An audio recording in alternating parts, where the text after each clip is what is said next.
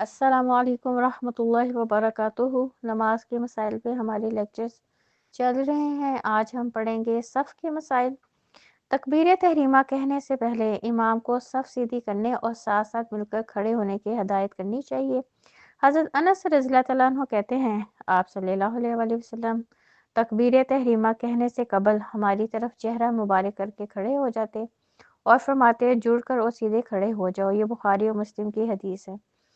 صف سیدھی کیے بغیر نماز نامکمل رہتی ہے۔ حضرت انس رضی اللہ عنہ کہتے ہیں، آپ صلی اللہ علیہ وآلہ وسلم نے فرمایا، اپنی صفوں کو سیدھا کرو کیونکہ صفوں کی درستگی نماز کی تکمیل کا حصہ ہے۔ یہ بھی بخاری اور مسلم کی حدیث ہے۔ تو اب جب باجماعت نماز پڑھنی ہے، پاؤں کے ساتھ پاؤں، کندھے کے ساتھ کندھا جو ہے وہ ملا ہونا چاہیے۔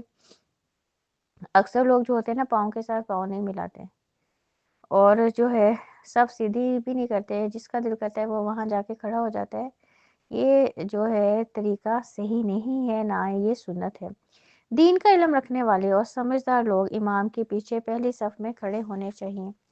حضرت عبداللہ بن مسعود رضی اللہ عنہ کہتے ہیں، آپ صلی اللہ علیہ وآلہ وسلم نے فرمایا، تم میں سے سمجھدار اور عقل مند لوگ میرے قریب کھڑے ہوں، پھر وہ لوگ جو ان سے علم و سمجھ میں کم ہو، پھر وہ جو ان سے کم ہو، اور پھر وہ جو ان سے کم ہو۔ یہ مسلم کی حدیث ہے۔ پہلی صف کی فضیلت۔ حضرت ابو ہریرہ رضی اللہ عنہ سے روایت ہے کہ آپ صلی اللہ علیہ وآلہ وسلم نے فرمایا، اگر لوگوں کو اذان اور پہلی صف کا ثواب معلوم ہو جائے تو اس کے لیے ضرور قرعہ ڈالیں، اور اگر اول وقت میں نماز پڑھنے کی فضیلت معلوم ہو جائے تو ایک دوسرے پر سبقت لے جانے کی کوشش کریں، اور اگر عشاء اور فجر کی فضیلت جان لیں تو اس میں بھی ضرور آئیں، خواہ گھٹنوں کے بل ہی آنا پڑے۔ یہ مسلم کی حدیث ہے۔ تو اب دیکھ لیں اذان دینے کی بھی کتنی فضیلت ہے، یہ ہم پڑھ چکے ہیں، اور پہلی صف میں کھڑے ہونے کی کتنی فضیلت ہے۔ واقعی انسان کو اگر ثواب کا پتہ چل جائے تو ہر بندہ یہ کوشش کرے، مگر آج ہی المیہ ہے کہ آج ہمارے ہاں مساجد میں پہلی صف ہی مکمل نہیں ہوتی ہر نماز کے لیے، تو کتنا بڑا المیہ ہے، اور قیامت والے دن پہلا سوال بھی نماز کا ہونا ہے۔ تو اس لیے کوشش کرنی چاہیے کہ ہم اول وقت مسجد پہنچے ہیں، اسپیشلی مردوں کے لیے یہ حکم ہے، اور پہلی صف میں کھڑے ہونے کی مردوں کو کوشش کرنی چاہیے۔ پہلی صف مکمل ہونے کے بعد دوسری میں کھڑا ہونا چاہیے۔ حضرت انس رضی اللہ عنہ کہتے ہیں، آپ صلی اللہ علیہ وآلہ وسلم نے فرمایا، پہلے اگلی صف پوری کرو اور اس کے بعد دوسری صف، اگر کوئی کمی ہو تو آخری صف میں ہونی چاہیے۔ یہ ابو داؤد کی حدیث ہے۔ اب یہ نہیں جس کا جہاں دل کرتا ہے وہ وہاں کھڑا ہو، ایسا نہیں ہے۔ اگلی جو حدیث ہے کہ اگر پہلی صف میں جگہ ہو تو پچھلی صف میں اکیلے آدمی کی نماز نہیں ہوتی۔ حضرت وابصہ بن معبد رضی اللہ عنہ کہتے ہیں، آپ صلی اللہ علیہ وآلہ وسلم نے ایک شخص کو صف کے پیچھے اکیلے نماز پڑھتے دیکھا تو آپ صلی اللہ علیہ وسلم نے حکم دیا، نماز دوبارہ پڑھو۔ یہ احمد و ترمذی کی حدیث ہے۔ اگر اگلی صف میں جگہ نہ ہو تو پچھلی صف میں اکیلے کھڑا ہونا درست ہے، یعنی کہ فرض کرے لوگ نہیں ہیں، لیکن اگر اگلی صف میں جگہ ہے اور کوئی پھر بھی پچھلی صف میں کھڑا ہو کے نماز پڑھتا ہے تو اس کی نماز جو ہے وہ نہیں قبول ہوتی۔ پہلی صف میں تنہا کھڑا ہونے کی وجہ سے اگلی صف سے آدمی پیچھے کھینچنا صحیح حدیث سے بھی ثابت نہیں۔ ستونوں کے درمیان صف بنانا بھی ناپسندیدہ ہے۔ حضرت معاویہ بن قرہ اپنے باپ رضی اللہ عنہما سے روایت کرتے ہیں کہ ہمیں عہد رسالت میں ستونوں کے درمیان صف بنانے سے روکا جاتا اور وہاں سے ہٹا دیا جاتا۔ تنہا عورت صف میں کھڑی ہو سکتی ہے۔ حضرت انس بن مالک رضی اللہ عنہ کہتے ہیں کہ میں اور ایک یتیم بچے نے آپ صلی اللہ علیہ وسلم کے پیچھے اپنے گھر میں نماز پڑھی۔ میری والدہ ام سلیم رضی اللہ عنہا ہم سب کے پیچھے تھی۔ یہ بخاری کی حدیث ہے۔ کیونکہ میں نے آپ کو پہلے بھی بتایا تھا عورتیں اور مرد ایک ساتھ کھڑے ہو کے نماز نہیں پڑھ سکتے، تو عورت جو ہے وہ اکیلی صف میں پیچھے کھڑی ہو سکتی ہے۔ آپ صلی اللہ علیہ وسلم نے صفیں سیدھی کرنے کی تاکید فرمائی۔ صف میں کندھے کے ساتھ کندھا اور قدم کے ساتھ قدم ملانا چاہیے۔ حضرت انس رضی اللہ عنہ سے روایت ہے کہ آپ صلی اللہ علیہ وسلم نے فرمایا، اپنی صفیں سیدھی رکھا کرو، میں تمہیں اپنی پشت سے دیکھتا ہوں۔ چنانچہ ہم میں سے ہر آدمی اپنا کندھا ساتھ والے نمازی کے کندھے سے اور قدم اس کے قدم سے ملا کے کھڑا ہو۔ یہ بخاری کی حدیث ہے۔ آپ صلی اللہ علیہ وسلم کا پشت سے دیکھنا ایک معجزہ تھا، جیسے اللہ تعالیٰ نے آپ کو بہت سے معجزے دیے تھے، یہ بھی معجزہ دیا تھا لیکن اس حدیث سے کیا اصول ملتا ہے؟ مردوں نے جب جماعت کی نماز پڑھنی ہے قدم کے ساتھ قدم ملانا ہے اور کندھے کے ساتھ کندھا۔ جماعت کی نماز کے مسائل۔ نماز با جماعت ادا کرنا واجب ہے مردوں کے لیے۔ حضرت ابو ہریرہ رضی اللہ تعالیٰ عنہ کہتے ہیں ایک نابینا آدمی آپ صلی اللہ علیہ وآلہ وسلم کی خدمت میں حاضر ہوا، کہنے لگا یا رسول اللہ صلی اللہ علیہ وآلہ وسلم، میرے پاس کوئی آدمی نہیں جو مجھے مسجد لائے۔ یہ کہہ کہ اس نے نماز گھر پڑھنے کی رخصت چاہی۔ آپ صلی اللہ علیہ وآلہ وسلم نے اسے رخصت دی، لیکن جب وہ واپس ہوا تو اسے پھر بلایا اور پوچھا کیا تو اذان سنتا ہے؟ اس نے عرض کیا ہاں یا رسول اللہ صلی اللہ علیہ وآلہ وسلم۔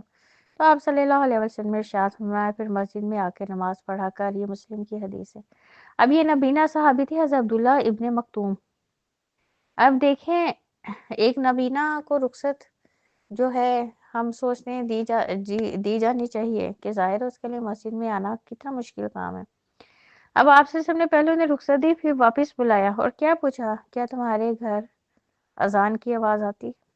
تو یہ جو لوگ آنکھوں والے ہیں ان کو اس حدیث سے کوئی سبق لینا چاہیے، کیونکہ پیچھے بھی ایک حدیث پڑھی تھی اللہ کے نبی نے یہ کیا کہا، ایک بندے سے کہوں اذان دے، دوسرے سے کہو امامت کرائے، اور جو مرد گھروں سے نہیں نکلتے جماعت کی نماز کے لیے میرا دل کرتا ہے ان کے گھروں کو آگ سے جلا دوں۔ اور یہ واجب ہے، واجب اس عمل کو کہتے ہیں نہیں کریں گے تو گناہ گار ہیں۔ مسجد بنانے کا مقصد ہی یہی ہے وہاں مرد حضرات جا کے ساری نمازیں جماعت کے ساتھ پڑھیں۔ تو آج ہمارے ہاں مساجد خالی ہوتی ہیں۔ نماز فجر اور نماز عشاء کی جماعت میں شامل نہ ہونا نفاق کی علامت ہے۔ بعض جماعت نماز ادا نہ کرنے والوں کے گھروں کو آپ صلی اللہ علیہ وسلم نے جلانے کا ارادہ فرمایا۔ بعض جماعت نماز ادا کرنے کا ثواب تنہا نماز ادا کرنے سے 27 درجے زیادہ ہے۔ حضرت عبداللہ بن عمر رضی اللہ تعالیٰ عنہما سے روایت ہے کہ آپ صلی اللہ علیہ وسلم نے فرمایا اکیلی نماز کے مقابلے میں با جماعت نماز 27 درجے افضل ہے۔ یہ مسلم کی حدیث ہے۔ عورتیں مسجد میں نماز پڑھنا چاہیں تو انہیں روکنا نہیں چاہیے، البتہ ان کے گھر میں نماز پڑھنا افضل ہے۔ حضرت عبداللہ بن عمر رضی اللہ تعالیٰ عنہما کہتے ہیں کہ آپ صلی اللہ علیہ وسلم نے فرمایا عورتوں کو مسجد میں جانے سے نہ روکو، البتہ ان کے لیے گھر میں نماز پڑھنا بہتر ہے۔ تو اب اس حدیث سے کیا بات پتہ چلتی ہے کہ اگر تو عورت فتنے کا باعث نہیں بن رہی، نماز جمعہ کے لیے جانا چاہے تو جا سکتی ہے، نماز تراویح کے لیے جانا چاہے تو جا سکتی ہے، لیکن جو ہے باقی نمازیں عورتوں کے لیے افضل یہی ہے کہ گھر کے اندر ادا کریں۔ جس گھر میں جماعت کرانے والی عورت موجود ہو اس گھر کی خواتین کو با جماعت نماز ادا کرنے کا اہتمام کرنا چاہیے۔ حضرت ام ورقہ رضی اللہ تعالیٰ عنہا سے روایت ہے کہ آپ صلی اللہ علیہ وآلہ وسلم نے انہیں اپنے گھر والوں کی امامت کا حکم دیا۔ یہ ابو داؤد کی حدیث ہے۔ گھر والوں سے مراد گھر کی خواتین ہیں۔ مردوں پر مسجد میں نماز ادا کرنا واجب ہے۔ تو اگر کوئی عورت جو ہے جماعت کی نماز پڑھانا جانتی ہے اور قرآن کا کچھ حصہ اسے یاد ہے اور گھر میں اور خواتین بھی ہیں تو ان خواتین کو بھی چاہیے کہ وہ پھر جماعت کی نماز ادا کریں، کیونکہ 27 گنا اس کا اجر زیادہ ہے۔ پہلی جماعت کے بعد اسی وقت کی دوسری جماعت اسی مسجد میں کرانا جائز ہے۔ 2 آدمیوں کو بھی نماز با جماعت کروانی چاہیے۔ حضرت ابو سعید رضی اللہ تعالیٰ عنہ سے روایت کرتے ہیں کہ ایک آدمی مسجد میں داخل ہوا، اس وقت آپ صلی اللہ علیہ وسلم صحابہ کو نماز پڑھا چکے تھے۔ آپ صلی اللہ علیہ وسلم نے صحابہ کرام سے دریافت فرمایا کون اس شخص پر صدقہ کرے گا اور اس کے ساتھ نماز پڑھے گا؟ ایک شخص کھڑا ہوا، اس نے آنے والے کے ساتھ مل کر نماز پڑھی۔ یہ احمد کی حدیث ہے۔ تو اب اس حدیث سے کیا بات پتہ چلتی ہے؟ اگر آپ با جماعت نماز پڑھ چکے ہیں اور بعد میں کوئی لیٹ ہو گیا، مسجد میں لیٹ آیا ہے، تو اس کے ساتھ نماز جو پڑھ چکا ہے وہ نماز پڑھ سکتا ہے، کیونکہ اللہ کے نبی نے کیا فرمایا تھا کہ کون ہے جو صدقہ کرے، تو پھر اس شخص نے اس شخص کے ساتھ نماز پڑھی۔ تو اب اس حدیث سے جماعت کی نماز پڑھنے کی اہمیت کا پتہ چلتا ہے کہ آنے والا اکیلا بندہ تھا تو اللہ کے نبی چاہتے تو کہتے جی ہم سب پڑھ چکے ہیں تم اکیلے پڑھ لو۔ صحابہ کرام سے کہا جو نماز پڑھ چکے تھے کہ کون صدقہ کرے گا کہ اس کے ساتھ جماعت کی نماز پڑھے۔ غیر معمولی سردی اور بارش جماعت کے وجوب کو ساقط کر دیتے ہیں۔ حضرت ابن عمر رضی اللہ تعالیٰ عنہما کہتے ہیں کہ آپ صلی اللہ علیہ وسلم سردی و بارش کی رات مؤذن کو حکم دیتے اور مؤذن آپ صلی اللہ علیہ وسلم کے حکم کے مطابق اذان میں اضافہ کرتا لوگوں اپنے گھروں میں نماز پڑھ لو۔ یہ بخاری و مسلم کی حدیث ہے۔ تو اس حدیث سے کیا بات پتہ چلتی ہے؟ اگر بہت شدید سردی ہو یا بہت بارش ہو رہی ہو تو پھر اذان مؤذن جب دے تو ساتھ یہ الفاظ بھی کہہ دے، اور اس میں بھی گھر میں نماز پڑھنا بہتر ہے۔ یہ نہیں اب آپ شدید بارش ہو رہی ہے اور بارش میں بھیگتے جا رہے ہیں، کپڑے آپ کے سارے گندے، ظاہر ہے بارش ہوگی، پانی اکٹھا ہوگا، گندے چنڈے بھی آپ کے کپڑوں پہ پڑیں گے، گھر آتے ہوئے بھی کپڑے خراب ہوں گے۔ تو اس لیے اگر کوئی موسم کی ایسی صورتحال ہو تو پھر مرد گھر میں نماز پڑھ سکتے ہیں۔ ان دو صورتوں کے علاوہ مرد گھر میں نماز نہیں پڑھ سکتا۔ بھوک اور رفع حاجت جماعت کے وجوب کو ساقط کر دیتے ہیں۔ حضرت عائشہ رضی اللہ تعالیٰ عنہ سے روایت ہے میں نے آپ صلی اللہ علیہ وسلم کو فرماتے ہوئے سنا، کھانے کی موجودگی اور رفع حاجت کے وقت نماز بعد جماعت واجب نہیں۔ یہ مسلم کی حدیث ہے۔ تو اس حدیث سے کیا بات پتہ چلتی ہے کہ بہت شدید بھوک لگی ہے اور جماعت کی نماز کا وقت بھی ہو گیا تو پہلے انسان کو کھانا کھانا چاہیے، کیونکہ نماز پڑھے گا بھی تو دھیان بھوک کی طرف ہوگا۔ دوسرا، انسان کو واش روم جانے کی حاجت ہے اور اس میں بھی وہ یہ نہ کرے میں نماز پڑھ لوں، کیونکہ اگر بہت تیز اسے یورین آیا ہوا ہے تو اس کی تو نماز ہی نہیں ہونی۔ تو اس لیے جو ہے اگر اسے واش روم جانے کی ضرورت ہے تو پہلے واش روم جا کے فارغ ہو کے وضو کر کے نماز پڑھ لے، شدید بھوک لگی ہے پہلے کھانا کھا لے اور پھر بعد میں نماز پڑھے۔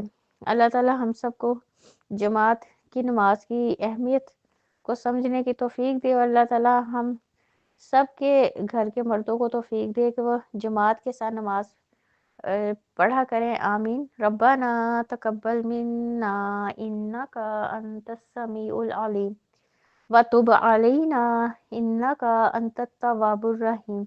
سبحان ربک رب العزت عما یصفون وسلام علی المرسلین والحمد للہ رب العالمین۔ السلام علیکم ورحمۃ اللہ وبرکاتہ۔